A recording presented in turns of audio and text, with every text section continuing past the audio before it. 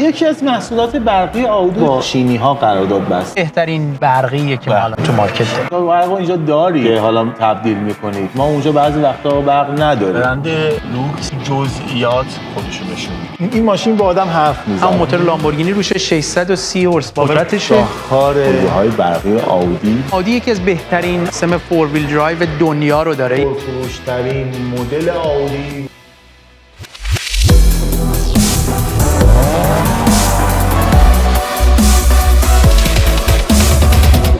سلام، یه ویدیو جدید با برند جدید اومدیم شوروم آودی، برند پرطرفدار، لوکس و پرفروش دنیا و در خدمت دوست خوبم هومن جان هستیم. من سلام می‌کنم بهت. مرسی از وقتی که گذاشتی. امروز اومدیم اینجا تا راجع به محصولات آودی بیشتر با هومن جان صحبت بکنیم. متخصص فروش آودی توی میتونم بگم امریکای شمالی، دیگه نگم تورنتو، واقعا هومنو. و اینجا هم خب شوروم آودی تورنهیل هست، تقاطع خیابون یانگ و استیلز. بریم صحبت بکنیم ببینیم آقا چه خبر از آودی، بگو برامون. آودی که بد نمیشه، همه چی خوب، همه چی عالی، فروشمون بالاست. میگم توی یه موقعیتی هستیم که پروگراممون خوبه، برای همین میگم فروشمون، اینونتوریمون خوبه، اکثرا ماشینامون هست. الان این ماه اپریل شدیدم آفرای ویژه گذاشتید. بله ریتا رو آوردیم پایین.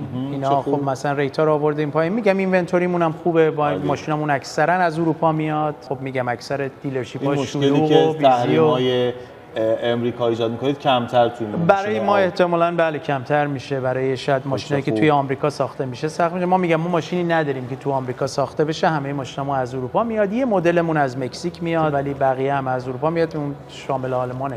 میدونی که اخیراً آودی در واقع به بازار ایران هم اومده و ما آودی اونجا داریم، آودی برقی به عنوان تحت عنوان Q5 که من دیدم شما اینجا Q4 بهش میگید. حالا البته میریم بررسی میکنیم با هم دیگه. اینجا Q5 بنزینیه، Q4 برقیه. یه مدل دیگه برقی هم داریم که نمیدونم تو ایران اومده یا نه، Q6 ولی خب اونم ان شاءالله به زودی میاد و ما امیدواریم که این ماشینای آودی بیاد. چیزی که راجع به آودی میتونم بگم، من استنباطم اینه به عنوان در واقع یک فروشنده و برداشت عمومی که داشتم، راننده‌های آودی خیلی معروفن به آدمای جنتلمن.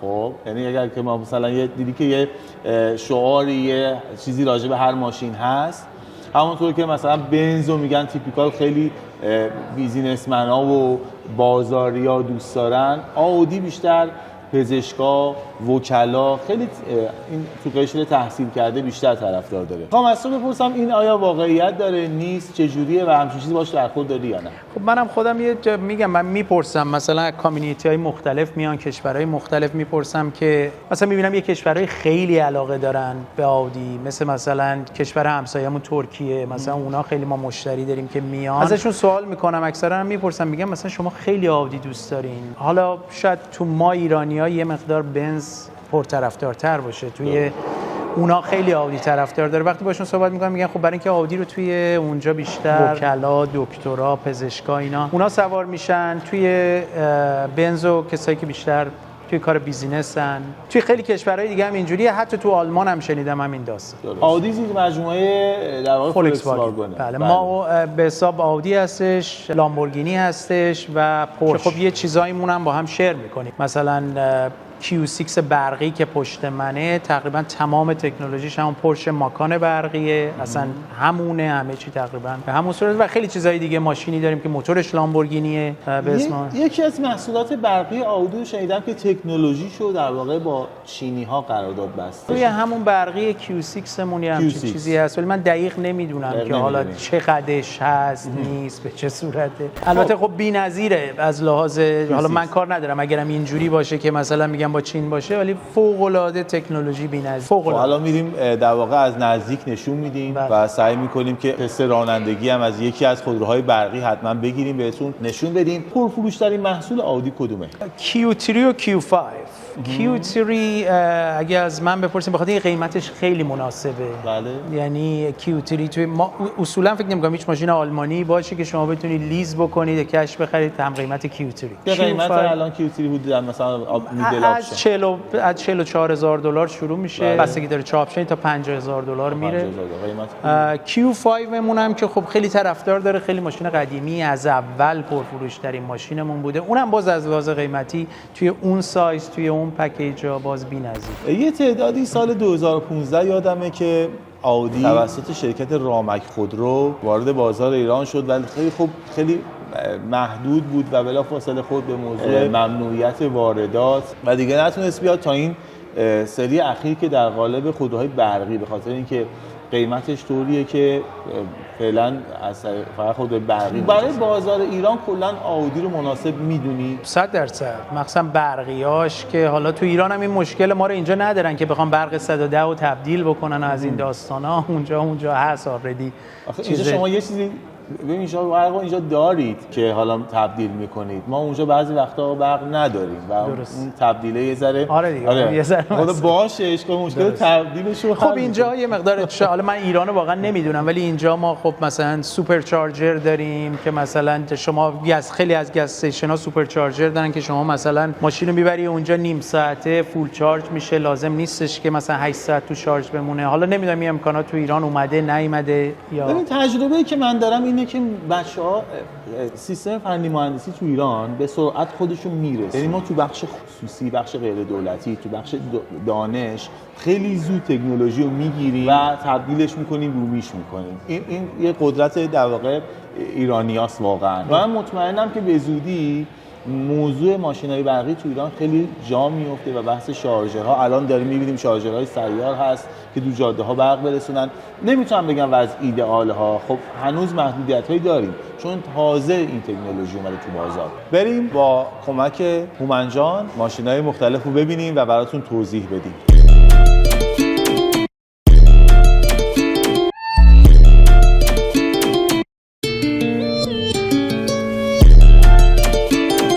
این Q4 هست که در واقع پابلیک ترین و روتین ترین مدل برقی آودی. درسته؟ فکر کنم پرفروش ترینش اینه. بله، چون اون یکی برقیمون که خیلی تازه اومده تو مارکت، ولی این فکر کنم همون Q5 که تو ایران هست دیگه. 400 کیلومتر میده بهتون. البته تو کانادا به خاطر یه مقدار سرماش توی زمستون این یه مقداری کمتر میشه.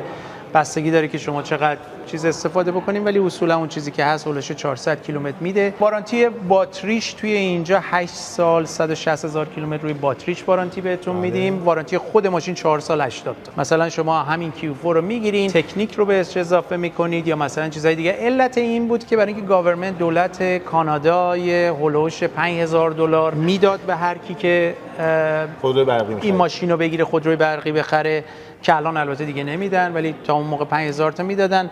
برای اینکه ولی محدودیت قیمت داشت، یعنی از یه قیمتی بالاتر دیگه اون 5000 تا شاملش نمیشه. برای این ماشین رو به این صورت کردن که آقا اون قیمت رو نگه دارن، بعد شما هی میتونی حالا اضافه بکنی ولی قیمت اصلی ماشین ثابت بود. حالا یه نکته جالب راجع به خودروهای برقی بگم، اینجا دولت کمک میکرد به کسانی که خودروی برقی میخریدن. من شنیده بودم یه مدتی حتی مثلا تو امریکا هم 10,000 دلار از پول خرید تسلا رو دولت میداد و الان اخیراً صحبتش شده که تعرفه خودروهای برقی تو ایران که 4% بوده بشه 100%، یعنی چیزی حدود 25 برابر افزایش بدن. این تفاوت در واقع نگاه به محیط زیست و نگاه به مصرف سوخت‌های فسیلی هست که امیدوارم که اینم تو ایران درست بشه. خب بریم سر موضوع ماشین. می‌خوایم بشینید داخل ماشین امکانشو توضیح بدین؟ خب یه چیزای استاندارد روی این میدونید، مثلا گرمکن فرمون، گرمکن صندلی‌های جلو، بلایند اسپات سنسور که باهاش به صورت استاندارد میاد، آینه ها فولدینگ میرر یا همون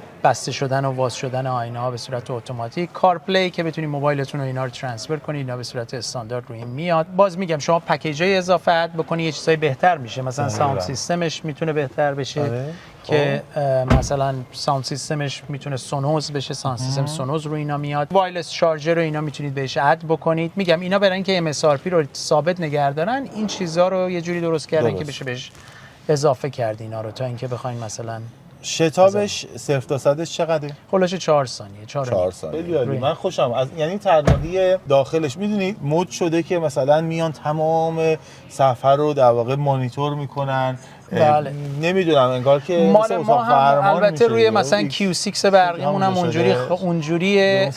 موضوع اینه که مشتریاییم که یه مقداری علاوه سنی کمترن خب این مشکل رو نداره، اونا واسهشون راحته، ولی یه مقدار کسایی که سنشون بالاست وقتی همش اسکرینه یه مقدار استفاده براشون سخت میشه. همین قبل از شما من یه دونه مشتری داشتم، یه علتی که اومدن و QT رو گرفتن فقط همین بود که گفتن توی چند تا برند دیگه رفتن فوق العاده کانفیوزینگ بود، نمیتونستن استفاده بکنن. دقیقاً. سنشون هم خب بالا بود. ما خب یه مقداری راحت تره از لحاظ استفاده اونا که بتونن مثلا خیلی راحت خیلی چیزامون با دکمه استفاده میشه.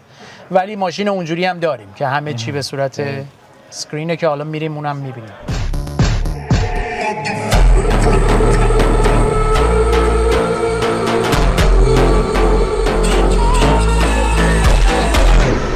حالا میخوایم بریم سراغ شاهکار در واقع خودروهای برقی آودی که Q6 هست. خیلی ماشین در واقع خاصیه و واقعا من فکر میکنم که این ماشین انشالله هر چه زودتر بیاد تو ایران و اگر بیاد بازار بسیاری از ماشین ها رو در واقع خودش اختصاص میده، بسیار پرشتاب، پرقدرت، با کیفیت، با امکانات. هومن جان بریم سراغ Q6. بریم. این Q6 خیلی روی این نظر مستقیم. من به جرئت میتونم بگم یکی از بهترین ماشین‌های برقیه که توی مارکت هست. فکر نمی‌کنم از این بهتر داشته باشیم. اصلا ماشین بی‌نظیریه. من خودم درایوش کردم، داشتمش برای چون ما اینجا خب ماشینا رو درایو می‌کنیم قبل از اینکه بیاد که ببینیم به چه صورت. میگم این همونه که یه مقداری با تکنولوژی چینی هم البته توش هست، ولی همون اتفاقا بی‌نظیرش کرده. یعنی واقعا اون حالت کامپیوتریش و اینا فوق‌العاده عالیه. دو نوع میاد، یه دونه Q6 میاد، یه دونه SQ6 میاد که SQ6 دیگه یه مقداری اسپورت‌تره، قیافش اسپورت‌تره، رینگ‌های بزرگتری داره، صندلی‌های چرم قرمز میگیره و شتابش هم بالاتر. مثلا یه مقداری شتاب بخواید، یه مقدار قیافه اسپورت‌تر بخواید، باز اون آپشن هم براش هست. خوبیش اینه که خیلی چیزا روش دیگه استاندارده، مثلا شاید Q4 نباید بهش اد بشه، هدز آپ دیسپلی، نمیدونم ساوند سیستم بنگن اولسن، همه اینا به صورت استاندارد باهاش روی پکیج اولش میاد. قدرت موتورش چند اسب بخوره؟ تقریبا نزدیک 450 هورس پاور قدرت. 450 اسب بخور. اصلا از نظر البته باتریش دیگه موتور نداره ولی همون باتریش داره، همون باتریش مثلا بسیار ماشین از نظر ظاهرم خب طبیعتاً و البته داخل همه آودی ها هم به این صورت خواهد شد. یعنی اونایی که ریدیزاین میشه همشون دقیقاً داخلش همینه. یه اسکرین بزرگ داره اینجا، البته خیلی راحته برای کار کردن با این. شما میتونی عین دقیقاً لپتاپ رد کنید، صفحه ها رو بیارید، شارژتون رو نشون میده. اینجا همه MBM لایت هاست که باز به شارژ ماشین ربط داره. راهنما رو میزنید اینجا MBM لایت روشن میشه. سیستم صوتی هم بنگن اولسن مثلا ساوند سیستمش استاندارده روی همه پکیجش. حالا تست درایو که بریم با همین ماشین میریم اون چیزا رو میبینیم. دقیقاً میگم به نظر من بهترین برقیه که ما الان تو مارکت داریم. این الان قیمتش چنده؟ یعنی قیمتش از 82,000 تا شروع میشه، $82,000. خب اینجا پول فریت PDI یا از این همون حالت حاضر کردن ماشین هم یه $2,000 میاد روش. روی کانادا یه 13% هم تکس میخوره. حدود $100,000. بله با همه چی داره. خب $100,000 اگر بخوان لیز بکنن فکر می‌کنید با چه دام پیمنتی و ماهی چقدر؟ 4 ساله دام پیمنت که میتونن هیچی پول نذارن، با زیرو بگیرن تا 4 ساله هولوش الان $1,500 در میاد ماهی، چون ریتش خب بالاخره نزدیک 6% ماهی $1,500 پیمنت. ما یه اصطلاحی داریم میگیم ماشین باید باهات حرف بزنه. این ماشین با آدم حرف میزنه.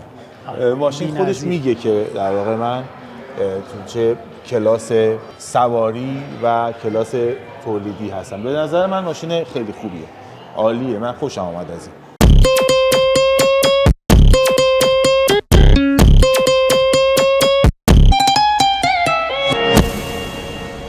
این اصلا دیگه فیوریت کار منه دیگه. من خودم عاشقه. آره. من خودم عاشقه. اینی که الان داخل شوروم RS7 این موتورش لامبورگینیه، همون موتور لامبورگینی روشه، 630 هورس پاور قدرتشه، رینگای 23 اینچ از خود آلمان مستقیما میاد، چرم همه چی. و خب ماشینی که ما با اوردر میفروشیم. چقدر زمان میبره تا ماشین بیاد؟ از 3 ماه تقریبا. 3 ماه. الان 3 ماه. ماشین خیلی خاصیه. البته این آپشنای بیشتر هم داره، مثلا ساوند سیستمش به این صورته که 25 تا اسپیکر داره، اینا میاد بالا وقتی که مثلا چیز رو روشن میکنید، ماشین رو روشن میکنید، استفاده میکنید. کربن فایبر توی سایدشه، رینگاش خودش اکسترا، همه این چیزا تقریبا فولی لوده. ولی یه ماشینیه که میگم مثلا اگه دست دومش رو که ما میاریم 2021 22 با اینکه ماشین ارزونی نیست، یعنی همونش هم مثلا دست دومش هم 120 تا 130 هزار دلار قیمتشه، ولی نمیمونه. ماشین خیلی خاصیه، خودشو داره. میگم این حالا مثلا صدای اینجا اگزوزش بزنیم صداش 2 تا اسکرین داره که از سال 2019 اینا این خیلی جالب بود، اون موقع 2 تا اسکرین استفاده می‌کردن. میگم این ساوند سیستم یه چیز نزدیک 6000 دلار ساوند سیستم. یعنی شما 25 تا اسپیکر داری دیگه، صدایی که میده در واقع داخل ماشین رو مثل یه سالن کنسرت حرفه‌ای می‌کنه. اینا میاد بالا و به این صورت. و خب یه پکیج بیشتر نمیاد، یعنی اونجوری نیستش که پکیج داشته باشه، ولی میتونید یه چیزایی رو عوض کنید، میتونید فرمون رو عوض کنید به صورت جیر، یا میتونه مثلا صندلی ماساژ رو براش بذارید اگه بخواید اکسترا. بقیه چیزا تقریبا همه چی باهاش میاد. میگم 630 هورس پاور، موتور لامبورگینی، ترمزا رو نگاه بکنید، همه اونا نه دیگه ماشین سدان با قدرت موتور 630 اسب بخار دیگه میشه تصور کرد که چجوری راه میره. یعنی تقریبا همون لامبورگینیه فقط روی میدونی این ماشینا اینجا یه ایرادی داره، تو خود آلمان اتوبانا رو میشه در واقع سرعت نامحدود باشید. اینجا جایی هستش که بشه مثلا سرعت نه واقعیتش همینجور هم داره کمتر میشه اینجا سرعت‌ها، یعنی دارن همه جا رو دوربین گذاشتن، یه مقداری سخته. ولی خب میگم دیگه آدم یه همچین ماشین استارتش که میزنی اصلا یه جو خاصی داره. ولی میگم به هر حال میشه زحمت بکشید در واقع من کارشو میکشم، شما باز کن ببینم. موتور لامبورگینی 630 اسب بخار و 8 سیلندر روی آودی RS7 خیلی عالیه، واقعا شاهکاره و امیدوارم که به زودی اینا رو مردم تو ایران بتونن سوار شن. ما میدونی حیفه، ما خیلی پول بابت خودرو میدیم، بعضی موقع همین قیمت رو بابت ببین الان این قیمتش چقدر؟ حدود مثلا 160,000 تا بار 160,000 دلار میشه، یه چیزی در حدود الان که گرون شده. حالا با وجودی که بچه‌ها به من میگن خیلی تبدیل نگو که تاریخ انقضا برای ویدیو میذاره، ولی خب الان اینو به شما بگم یه چیزی مثلا میشه در حدود 9 میلیارد تومان. این ماشین 9 میلیارد تومان مدل 2025، در صورتی که ما الان اونجا داریم برای یک بنز ای کلاس مدل 2016 این پولو میدیم. 9 میلیارد. میدونی اگر پولو نمیدادیم دلمون نمیسوخت، ولی مردم دارن پول میدن ولی به اصطلاح ماشینایی سوار نمیتونن بشن که به اندازه پولی که میده ارزش داشته باشه. این جای دلسوزی برای من داره. خب یک محصول دیگه از سری در واقع RS، سدان‌های RS که RS5 کوپه است. میدونی من عاشق این رنگم، هر ماشین این رنگی باشه کلا فکر می‌کنم که خیلی خوبه، دوستش دارم. و آقا توضیح بده راجع به این هومن جان ببینیم. اینو بهش میگن ناردو گری. بله. رنگ ناردو گریه. بله. که خب میگم البته چند تا خیلی از برندها حالا این رنگو دارن. با 2 مدل 2 در و 4 در. بله. 4 درش این حالت هم RS7 که این حالت اسپورت داره. البته 2 درش دیگه تولید نمیشه، همین هرچی که هست تو مارکت همونه دیگه، از این به بعد 2 در نمیزنه، فقط به صورت 4 در. یالا کوپه است. بله. موتورش چیه؟ این موتورش 440 هورس پاور قدرتشه. بله. دوباره 8 سیلندره. بله. و میگم یه مقدار هورس پاورش از RS7 کمتره. موتور چی بود یادم میگفتی؟ موتور ماکان اس. موتور ماکان اس روش هست و یعنی بگم مثل همون موتوره. حالا یه مقداری به ما میگن نگین آقا واسه این ما پورشه اون لامبورگینیه، ولی تقریبا موتوراشون یکیه. حالا خب یه کارخونه‌ان دیگه در واقع. بیشتر قطعات اونا آودیه تا قطعات ما اونجوری باشه. قطعات اونا آودیه. در واقع موتور ماکان اس موتور آودیه. بله. ولی البته یه چیزی راجع به آودی بگم، آودی یکی از بهترین آل ویل درایوها یا همون سیستم 4 ویل درایو دنیا رو داره. یعنی اون کواترویی که جلوی آودی میزنه، شما هیچ ماشینی رو توی برف نمیتونید پیدا کنید بهتر از آدی.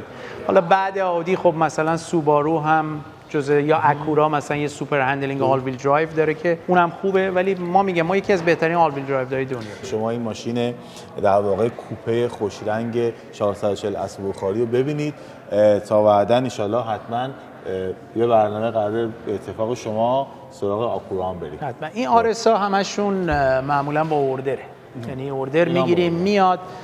بعضی موقع تا قبل از اینکه کاستومر پیکاپ کنه ما داخل شوروم میذاریم که خب ببینن، بعد خب مثل اون مثلا دوباره باز اوردر میگیریم دوباره. سری شاهکار Q8 برای شروع یه استارت میزنیم ماشینو، صدای موتور نشون میده که با چه ماشینی با چه هیولایی طرف هستیم. هومن جانم آقا بسم الله. آره توضیحاتش دست خودتون ما چی بگم عشق ایرانی‌ها. آره. همه مشتری ایرانی ما عاشق Q8 من همین الانم عاشق شدم مثلا ببین همه ماشین رو من نشون دادی. میگم آره این البته اینی که داخل شوروم SQ8 موتورش قوی تره، 450 هورس پاور قدرتشه. RSQ8 هم داریم که باز هم موتور لامبورگینی و اینا 630 هورس پاور قدرتشه. یه مدل RSQ8 هم داره میاد که به حساب حالت GT داره که 700 هورس پاور قدرتشه. اون البته ما هنوز نداریم، داره میاد یه 2-3 ماه آینده. این معمولا قیمتاشون از 80 Q8ش از $80,000 شروع میشه تا میریم که تا 160,000 $70,000. خود Q8 چه قدرت موتورش هست؟ 330 هورس پاور قدرت. 330 هورس قدرت 6 سیلندره. اینای بقیه SQ8 و RSQ8 8 سیلندر. باز دوباره همون دو تا اسکرین رو استفاده کردن. بله. به همون صورت دو تا اسکرین استفاده کردن. گفتی قیمتش چنده؟ این ماشینی که الان ماشین $118,000 به علاوه اون فیا. اینایی که بیان بگن من میخوام ماشین نمیخوام بخرم فقط میخوام ببینم، الان مثلا اومدن تو شوروم میگم من فقط میخوام Q8 رو ببینم، شما خودت نه، چون اخلاق خودت رو میدونم و نوع سرویسی و اینا رو واقعا شخصی رو میدونم، سیاست خود برند آودی چیه؟ ما باید ماشین رو نشون بدیم، توضیح بدیم، نمیتونیم اصلا. خیلی موقع شده طرف اومده گفته من فقط میخوام ببینم و خریده. یعنی اتفاق خیلی میفته، میخواد ببینه و اومده خریده. ما یه شوروم نیاوران رو که افتتاح کرده بودیم خیلی سال پیش، یه سریا می اومدن برای دیدن ماشینا یا می اومدن تو شوروم، اینا با شلوار ورزشی یا با دمپایی فرض کن با لباس خیلی راحت می اومدن. دیدم بچه‌های فروش من خیلی اینا رو تحویل نمیگیرن. یه روز همشون صدا کردم، گفتم بیا اینجا، گفتم از این به بعد هر کس با شلوار ورزشی، شلوارک، دمپایی، لباس خونه ای اومد باید 2 برابر بقیه تحویلش بگیرید. اینا تعجب کردن که خب موضوع چیه؟ برای چی ما باید این کارو بکنیم؟ بهشون گفتم ببین اینجا کجاست؟ اینجا نیاوران. کسی که با دمپایی یا شلوار تو خونه یا شلوار ورزشی میاد یعنی چی؟ یعنی خونش اومده اینجا، یعنی خونش تو همین محدوده است، دور و بر شماست. جالبه بدونی بعد از اون دقیقاً روی فروش ما موثر بود و من خیلی کامنت گرفتم، خیلی افراد اومدن گفتن آقا من اومده بودم قدم بزنم، همین که اومدم تو شوروم شما بچه‌های شما جوری منو تحویل گرفتن، با وجودی که من لباس معمولی داشتم یا با دمپایی بودم، جوری منو تحویل گرفتن، جوری به من سرویس دادن، جوری به من توضیح دادن که من راغب شدم و خریدم. آقا اینو بحثو ببندیم، بریم سراغ ماشین بعدی و تست درایو.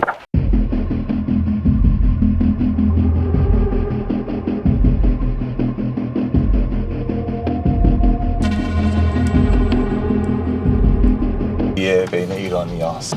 این ماشین کاملا لوکسیه، آپشنا که فوله، از گرم کن و سرد کن صندلی و نمیدونم سیستم‌های رادارهای کامل و تقریبا هیچ آپشنی نیست که نداشته باشه. امکان سفارش ماساژور صندلی هم داره. این ماشین حدود 450 اسب بخاره، سواری خیلی عالی داره. اگر بخوام تشبیه بکنم سواریشو، پورشه به نظر من خیلی بهش نزدیکه. حالا با توجه به که هم خانواده هستن خیلی سواری پورشه ماکان بهش نزدیکه.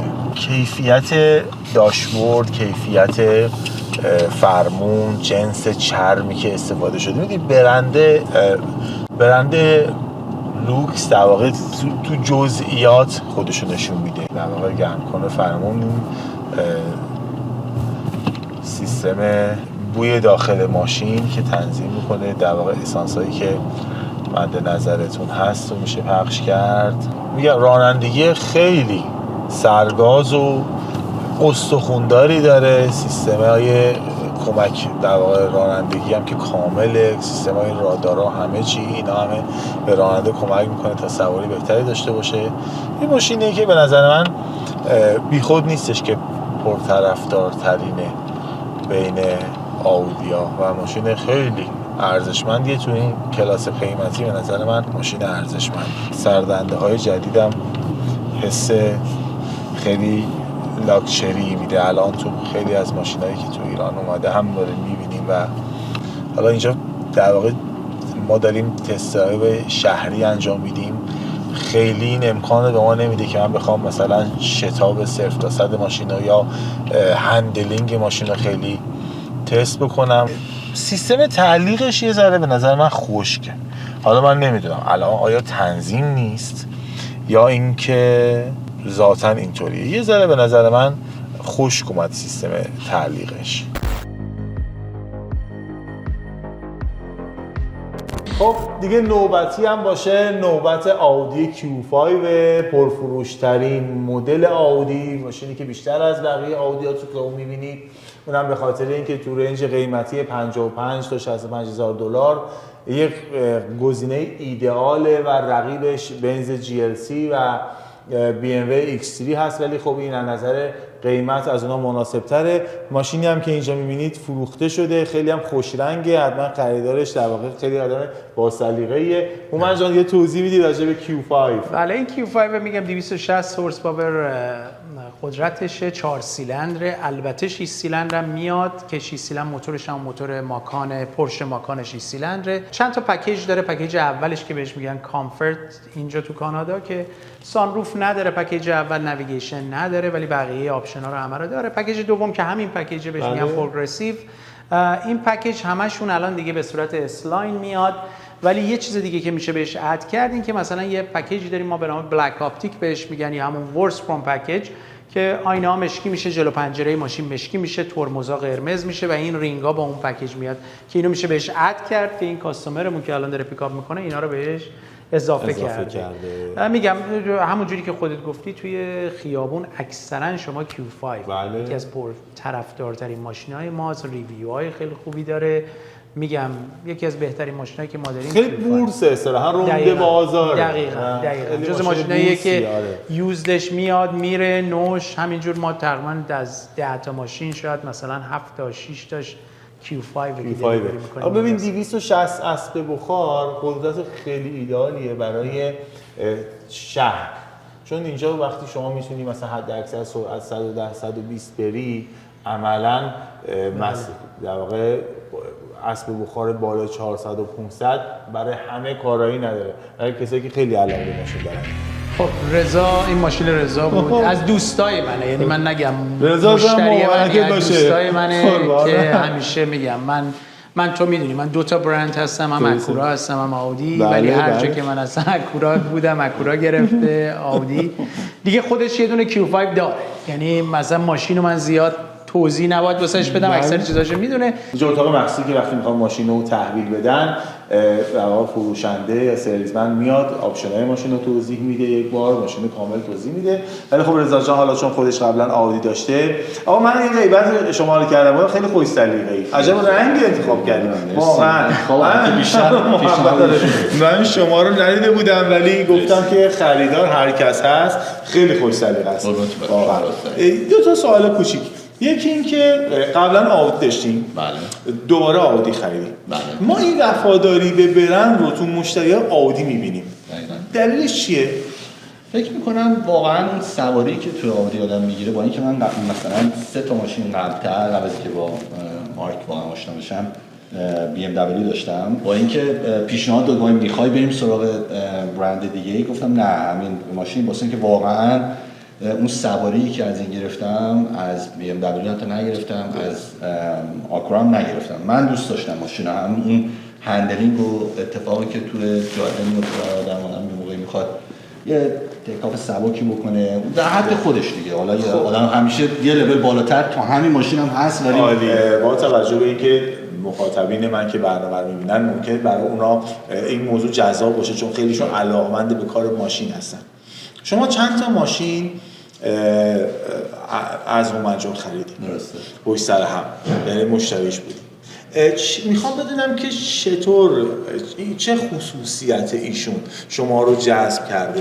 اول از همه حالا خودش هم اینجا سوالم تا میشین خوبه تو جون خودش ولی اشکال نداره. واقعیتش به نظر من کاری که منجور کرده اول از همه تراست ایجاد. مهمترین شرط به نظر من تو هر نوع بیزینس هست این جنس ایجاد تراسته، یعنی به محض اینکه فرد تراست بکنه خب میفهمه که میتونه با این فرد اعتماد ایجاد کرد. مرحله بعدی اون وقت داستان دیگه دلیه دیگه، وقتی که گپ و گفت دوستانه اتفاق میفته و اون خوش اخلاق، آره دیگه اون اخلاق خوبش و با هم مچی که میشه، با هم ارتباط که ایجاد میشه دیگه آدم این مسیر رو میره جلو. دقیقاً همینه و این منم همین در واقع حس و نسبت به ایشون دارم. یکی اینکه آدمی که در واقع رفتارش یه طمأنینه‌ای داره که به آدم اطمینان میده که در واقع داره با آدم مطمئنی کار میکنه، یعنی خیلی اخلاق مداره. درست؟